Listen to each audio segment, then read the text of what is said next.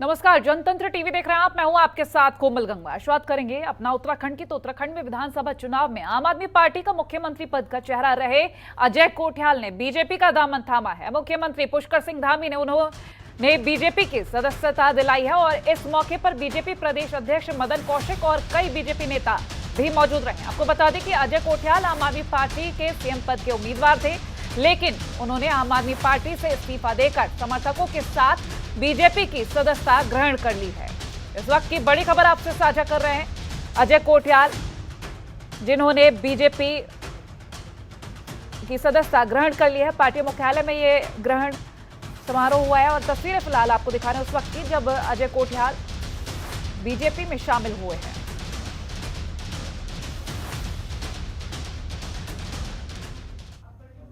Bharatiya Janata party की सदस्यता ग्रहण करने पर अपनी ओर से, अपनी पार्टी की तरफ से आपका मैं स्वागत करता हूं, अभिनंदन करता हूं कि आप आए। और मुझे खुशी है कि मैं एक सैनिक पुत्र हूं और सैनिक पुत्र के साथ एक सैनिक का मैं आज जो है अपनी पार्टी में स्वागत कर रहा हूं। तो हमेशा हमारे देश के यशस्वी प्रधानमंत्री मोदी जी के नेतृत्व में हमेशा सैनिकों के लिए काम हुआ है। और आज कर्नल साहब ने और उनके सभी साथियों ने भारतीय जनता पार्टी की सदस्यता ग्रहण की है। और मैंने जैसा अभी दिल्ली प्रवास के दौरान कहा था, मैं अभी एक प्रवासियों की बैठक में गया था और उस बैठक में मैंने कहा था कि आप पार्टी में जब कर्नल कोठियाल समेत सभी लोगों ने उस पार्टी को त्याग दिया है तो इसकी शुरुआत उत्तराखंड से हो गई है कि अब पूरे देश के अंदर ये अभियान चलेगा। आपके आगमन से निश्चित रूप से जहां प्रदेश के अंदर विभिन्न वर्गों में, समाज के विभिन्न आयामों में भारतीय जनता पार्टी मजबूत होगी, वहीं ये भी निश्चित है कि आप सब लोग इस परिवार में आ रहे हैं। बड़ा परिवार में जब आते हैं तो निश्चित रूप से परिवार की जिम्मेदारी भी होती है कि आप सबको ठीक से अपने साथ समाहित करते हुए, आपके हितों को संरक्षित करते हुए और आपको इस प्रकार से पार्टी में हम लोग अपने साथ रखकर आगे बढ़े। बड़े अच्छे तरीके से एक भाई की तरह, हमसे उम्र में छोटे हैं लेकिन हमसे ज्यादा एक्सपीरियंस तो है, एक भाई की तरह इन्होंने मेरे को ऐसा हौसला बढ़ाया कि हमने फिर फैसला ले लिया कि हम वापस अपनी सोच वाली पार्टी पे आए। हमने आम आदमी पार्टी क्यों ज्वाइन करी थी? उत्तराखंड के बारे में सोचते हैं, फौज के हमारे कुछ एक्सपीरियंस हैं। यहाँ पे जब से पोस्टिंग आए उत्तरकाशी में, उत्तराखंड में पहली बार, तो कई बार कई काम करने के मौके मिले जिनकी वजह से हमें लगा कि हमारा एक्सपीरियंस बढ़ गया। उन्हीं कामों को आगे बढ़ाने के लिए हम एक पॉलिटिकल प्लेटफॉर्म देख रहे थे। हमें आम आदमी पार्टी के तरीके जो थे काम के पसंद आए, लेकिन पता है कई बार क्या होता है, उस टाइम तो पसंद आए लेकिन बाद में जब हम असली में अंदर गए तो हमें दिखा कि ये जो तरीके हैं ये उत्तराखंड के भलाई के लिए तो नहीं है। और एक सीधे इंसान की तरह ये जो फौजी यहाँ पे खड़े हैं, ये सब जो हमसे रूठे हुए भी थे, साथ में थे हमारे, हमने विड्रॉ करा। आज मेरी जिंदगी का एक बड़ा कदम है। मैं बहुत बहुत धन्यवाद दिल से कहना चाहता हूँ सबसे पहले तो माननीय मुख्यमंत्री जी को, जिन्होंने मेरे को इनकरेज करा। और उत्तराखंड के पूर्व मुख्यमंत्री हरीश रावत 5 दिवसीय चंपावत दौरे पर हैं, जहां उन्होंने कांग्रेस प्रत्याशी निर्मला गहतोड़ी के समर्थन में टनकपुर और सूखीढांग में जनसंपर्क किया और जनता से निर्मला गहतोड़ी के पक्ष में वोट करने की अपील की है। इस मौके पर हरीश रावत के साथ कांग्रेस प्रदेश अध्यक्ष करण माहरा और नेता प्रतिपक्ष यशपाल आर्य भी मौजूद रहे।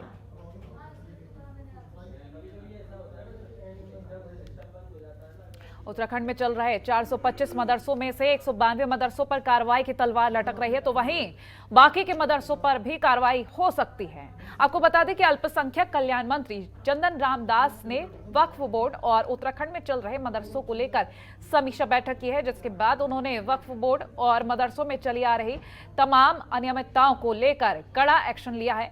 इस मौके पर मंत्री चंदन राम दास ने कहा कि उत्तराखंड में कुल 425 मदरसे हैं, जिनमें से 192 राज्य सरकार और केंद्र सरकार की मदद से चलते हैं, लेकिन ये मदरसे शिक्षा विभाग से मान्यता प्राप्त नहीं है। ऐसे में इन मदरसों को शिक्षा विभाग से मान्यता लेनी होगी, नहीं तो इनको बंद करना होगा। साथ ही उन्होंने कहा कि पहले चरण में केवल 192 मदरसों पर कार्रवाई की जा रही है, इसके बाद अगले चरण में बाकी मदरसों को भी इस संबंध में शिक्षा विभाग से अनुमति लेने के लिए अनुरोध किया जाएगा।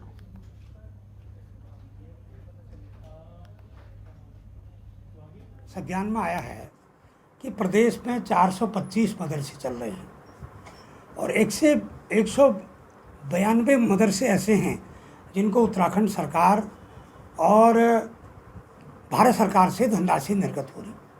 और मेरे संज्ञान में ये भी आया है कि उन मदरसों को कक्षा 5 तक की शिक्षा विभाग की मान्यता नहीं है और यदि मदरसों में पढ़ने वाले बच्चे 5 तक पढ़ेंगे, अगर शिक्षा विभाग की मान्यता नहीं होगी तो वो बच्चे का जीवन कक्षा 6 में कहाँ रहेगा? कौन उसको सरकारी विद्यालय बिना टीसी के उसको कौन एडमिशन देगा? अगर उसको कक्षा 6 में एडमिशन नहीं देना है तो मदरसे में शिक्षा देकर बच्चों का जीवन बर्बाद नहीं करना है। मैंने अल्पसंख्यकों के बच्चों को अच्छी शिक्षा मिले, गुणवत्तापूर्वक शिक्षा मिले और जिन मदरसों को भारत सरकार और उत्तराखंड सरकार धनराशि दे रही है वो अनिवार्य रूप से शिक्षा विभाग से मान्यता लें। जो मान्यता नहीं लेगा, जो हमारी शर्तों पर काम नहीं करेगा, उनको बंद करने का काम भी करेंगे और उसको सरकारी सहायता जो मिल रही है उसको भी बंद करने का काम करेंगे।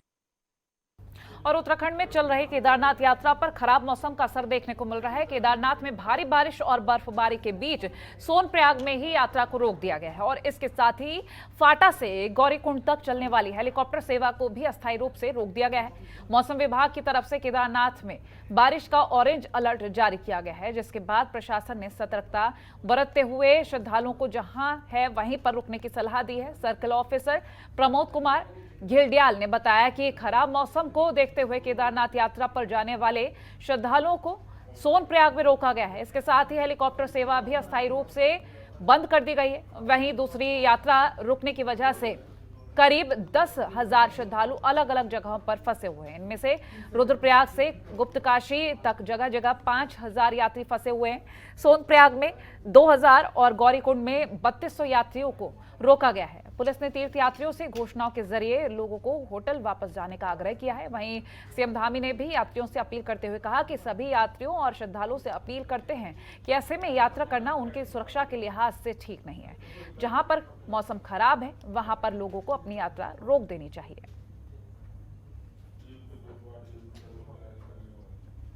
स्वास्थ्य विभाग से ये सलाह दी जा रही है कि पहले तो अगर किसी के अंदर पहले लंबे समय से कोई कोमार्बिड स्टेज है, कोई भी बीमारी है, डायबिटीज, हाइपरटेंशन या हार्ट से संबंधित कोई बीमारी रही हो, तो वो यात्रा भी अवॉइड कर सकते हैं जब तक कि पूरी तरीके से फिट नहीं हो। और उनका जगह जगह पे हेल्थ चेकअप किया जा रहा है।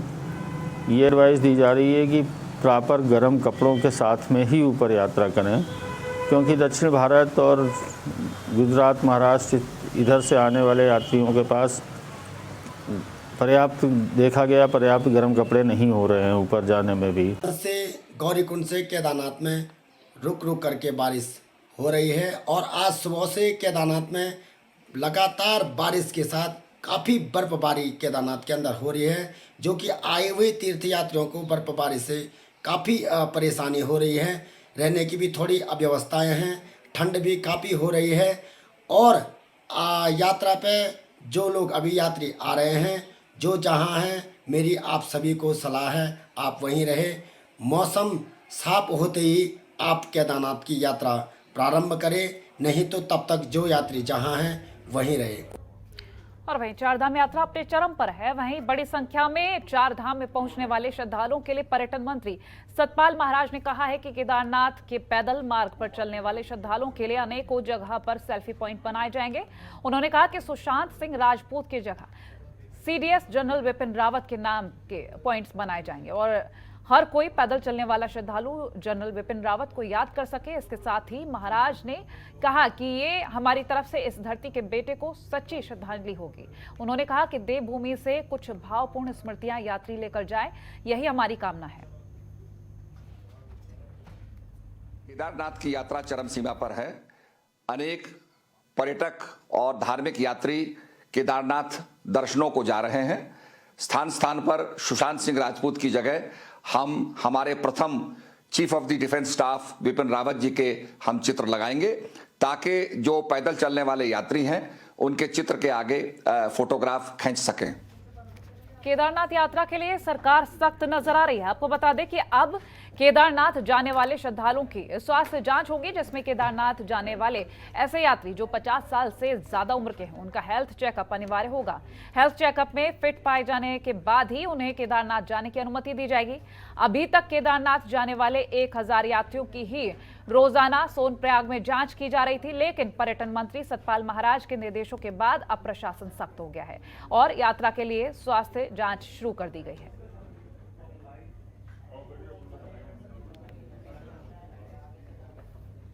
कैबिनेट मंत्री और बद्रीनाथ धाम यात्रा व्यवस्था प्रभारी सुबोध उनियाल ने यात्रा व्यवस्थाओं को लेकर बयान दिया।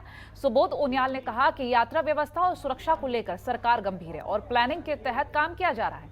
साथ ही उन्होंने कहा कि कोविड के बाद अब यात्रा अपने चरम पर है और सरकार ने यात्रा व्यवस्था को लेकर पहले ही तैयारियां कर ली थी, लेकिन रिकॉर्ड तोड़ यात्री 4 धामों के लिए आ रहे हैं, जिसको लेकर अधिकारियों के साथ भी मीटिंग की जा रही है। वहीं उन्होंने कहा कि दूर दराज से आने वाले यात्रियों को परेशानी ना हो और सुरक्षा को लेकर भी काम किया जा रहा है। 2 वर्षों से यात्रा स्थगित थी। कोविड की परिस्थितियों के कारण कोई भी आदमी बाहर नहीं निकल पा रहा था। अचानक 2 वर्षों के बाद जब यात्रा खुली है तो ये कोई आश्चर्यजनक बात नहीं है। हर आदमी, ये ह्यूमन नेचर है। अगर आप लगातार किसी को घर में बंद रखें और उसको घर में निकलने का मौका मिले तो एकदम से फ्लड आती है।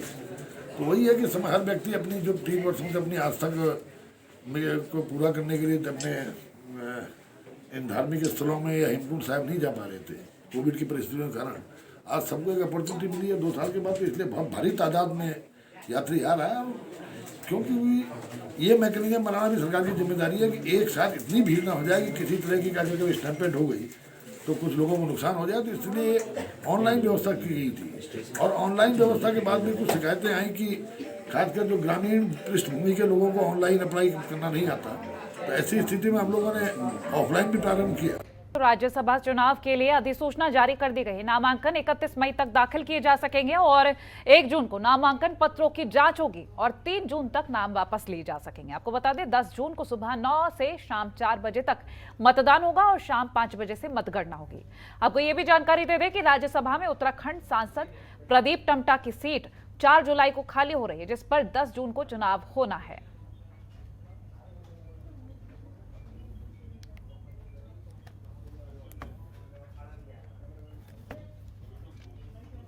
और गैंगस्टर यशपाल तोमर पर जिला प्रशासन शिकंजा कसने लगा है। यशपाल तोमर के एक और रिश्तेदार की करोड़ों की जमीन को कुर्क करने के डीएम कोर्ट ने आदेश दिए हैं। ये जमीन ज्वालापुर में जुर्स कंट्री के पीछे थी और यशपाल तोमर ने अपने रिश्तेदार के नाम खरीदी थी। एसटीएफ ने जांच कर पूरी रिपोर्ट डीएम को सौंपी थी। इसके बाद ये कार्रवाई की गई है।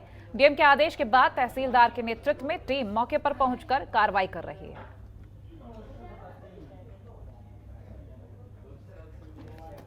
ये एक नॉर्मल एक प्रक्रिया है ये, और एसटीएफ द्वारा एक मामले में इन्वेस्टिगेशन किया जा रहा था। लैंड ग्रैबिंग से रिलेटेड इश्यूज थे और उसमें गैंगस्टर एक्ट के तहत डिस्ट्रिक्ट मजिस्ट्रेट के न्यायालय में उनके द्वारा सेक्शन 14 के तहत एक एप्लीकेशन दी गई थी, जिसमें एक भूमाफिया के विरुद्ध गिरोहबंदी अधिनियम के तहत कार्रवाई करने के लिए अपेक्षा की गई थी।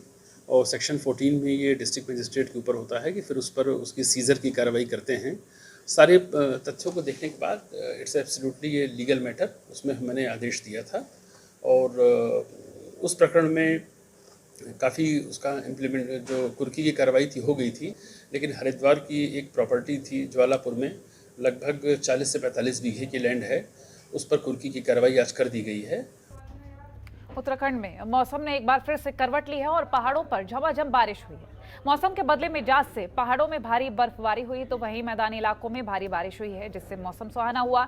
साथ ही जलभराव से लोगों को परेशानी हो रही है। पर्वतीय इलाकों में भारी बारिश के साथ ही तेज गर्जना के साथ बिजली गिरने और 70 से 80 किलोमीटर प्रति घंटे की रफ्तार से हवाओं के चलने की भी संभावना जताई गई थी। भारी बारिश को देखते हुए मौसम विभाग ने ऑरेंज अलर्ट जारी किया है और वहीं बारिश के चलते केदारनाथ यात्रा भी प्रभावित हो गई है।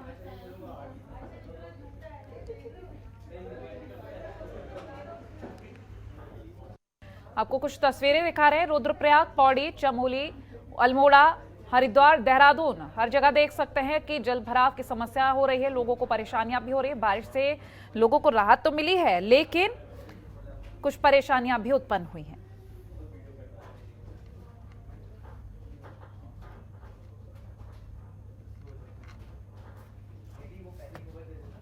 उत्तराखंड में लगातार तेज बारिश हो रही है, जिससे लोगों को भीषण गर्मी से राहत मिली है। इसी के साथ ही लोगों को काफी ज्यादा परेशानियों का सामना भी करना पड़ रहा है। हरिद्वार के शहरी क्षेत्र के मार्गों पर जगह जगह जलभराव हो गया है, जिससे लोगों को काफी ज्यादा परेशानी का सामना करना पड़ रहा है।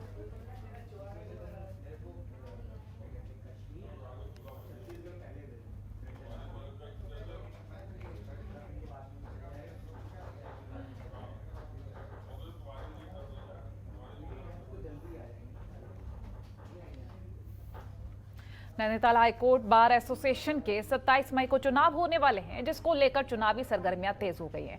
आज नाम वापसी के साथ ही अध्यक्ष पद पर उच्च न्यायालय के 3 अधिवक्ता मैदान में हैं। वहीं वरिष्ठ उपाध्यक्ष में 3 सचिव पद के लिए 2 प्रत्याशी मैदान पर अपना जोर आजमाएंगे। मुख्य निर्वाचन अधिकारी योगेंद्र पचौलिया ने बताया कि आज नामांकन पत्रों की जांच और नाम वापसी के बाद चुनावी प्रक्रिया खत्म हो गई है। अब हाईकोर्ट बार एसोसिएशन चुनाव के लिए 27 मई को मतदान होगा और 28 मई को वोटों की गिनती की जाएगी। देखिए, नामांकन प्रक्रिया के बाद फाइनली जो हमने जांच और विड्रॉल के बाद अध्यक्ष पद पर 3 लोग हैं, 3 अधिवक्तागण हैं और उपाध्यक्ष जो सामान्य सीट है उसमें 3 अधिवक्तागणों ने नामांकन किया है। कनिष्ठ उपाध्यक्ष के पद पर एक ही नामांकन हुआ है, प्रशांत जोशी। कनिष्ठ उपाध्यक्ष महिला के पद पर 2 अधिवक्तागणों ने नामांकन किया है। सचिव पद पर 2 लोगों ने नामांकन किया है। इसी तरह उप सचिव प्रशासन और उप सचिव प्रेस के जो पद हैं उसमें सिर्फ एक लोगों ने नामांकन किया है। इसके अलावा जो एग्जीक्यूटिव मेंबर और अन्य पोस्टें हैं उनमें भी चुनाव की संभावना भी है। 27 को 10 बजे से पोलिंग स्टार्ट होगी और 4 बजे तक चलेगी। उसके बाद हम तय करेंगे कि नेक्स्ट डे हम काउंटिंग करें या उसी दिन कंटिन्यू करें। सरकार के निर्देश के बाद अपात्र राशन कार्ड धारक लगातार अपने राशन कार्ड सरेंडर कर रहे हैं और इसी कड़ी में टिहरी जिले में भी अपात्र राशन कार्ड धारकों के राशन कार्ड सरेंडर करने का अभियान चल रहा है। अभी तक करीब 1,43,000 राशन कार्ड धारकों में से 374 राशन कार्ड सरेंडर हो चुके हैं। बता दें कि घनसाली, नरेंद्रनगर, टिहरी में सबसे अधिक राशन कार्ड सरेंडर हुए हैं। इस पर जिला खाद्य पूर्ति अधिकारी ने कहा कि राशन कार्ड धारकों को 31 मई तक राशन कार्ड सरेंडर करने का समय दिया गया है। इसके बाद नियमानुसार कार्रवाई की जाएगी। 43,000 फुट कार्ड है, जिसमें से 83,000 के आसपास NFSA योजना के कार्ड हैं। वर्तमान में जो अभियान चलाया जा रहा है पात्रों को ना और पात्रों को हाँ, इसके तहत 31 मई तक का टाइम दिया गया है कि कोई भी कार्ड धारक जिसे लगता है कि वो पात्रता की श्रेणी में नहीं है, वो हमारे क्षेत्रीय खाद्य अधिकारी या पूर्ति निरीक्षक कार्यालय या DSO कार्यालय में अपना राशन कार्ड जमा कर सकता है।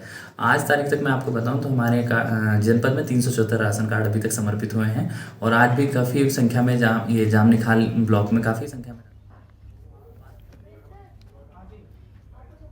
और उत्तराखंड में अपात्र राशन कार्ड धारक अपने राशन कार्ड सरेंडर कर रहे हैं, जिसमें सरकार ने 31 मई तक कार्ड सरेंडर न करने वालों पर कार्रवाई करने की बात कही है, जिसके चलते अपात्र राशन कार्ड धारक अपने राशन कार्ड सरेंडर करने खाद्य आपूर्ति कार्यालय पहुंच रहे हैं।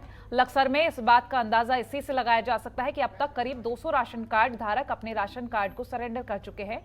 राशन कार्ड सरेंडर करने को लेकर अपात्र राशन कार्ड धारकों में राशन कार्ड सरेंडर करने के लिए संबंधित खाद्य पूर्ति कार्यालय पर भीड़ जुटी रही। अपात्र राशन कार्ड धारक ने बताया कि राशन कार्ड को लेकर जो आदेश जारी हुआ है उसी क्रम में अपात्र होने के कारण उन्होंने अपना राशन कार्ड खाद्य आपूर्ति कार्यालय में जमा करा दिया है। जारी अध्यादेश हुआ है, राशन कार्ड के योग्य जो व्हाइट कलर का जो राशन कार्ड था उसके योग्य जो नहीं है अब, तो उसके मापदंडों के हिसाब से राशन कार्ड जमा करने के लिए आया, क्योंकि मेरा राशन कार्ड तब बना था जब मैं इसके योग्य था। अब मैं इसके योग्य नहीं हूँ तो मैं यहाँ पे राशन कार्ड जमा करने के लिए आया।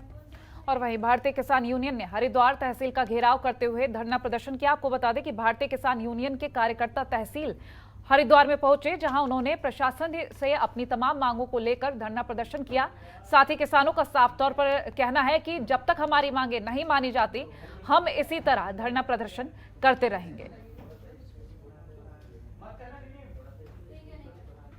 तहसील में जो भ्रष्टाचार चरम पर पहुंच रहा है, यहाँ से किसानों के दाखिल मरीज के नाम पर पैसा मांगा जा रहा है। अगर किसी किसान को खसरा खसरने की जरूरत पड़ती है उसको पैसा मांगा जा रहा है। जो तहसील स्तर के और किसान संबंधी जो भी काम है वो परेशान किया जा रहा है, किसानों को सम्मान नहीं दिया जा रहा।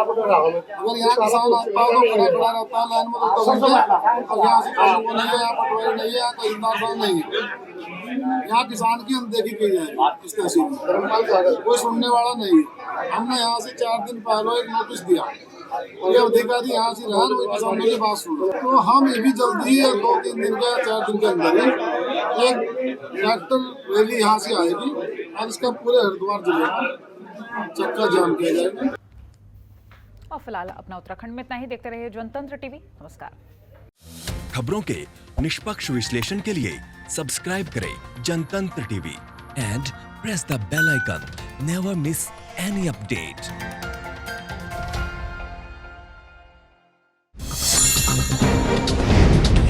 डाउनलोड कीजिए जनतंत्र टीवी ऐप को, जो कि अवेलेबल है गूगल प्ले और ऐप स्टोर पर।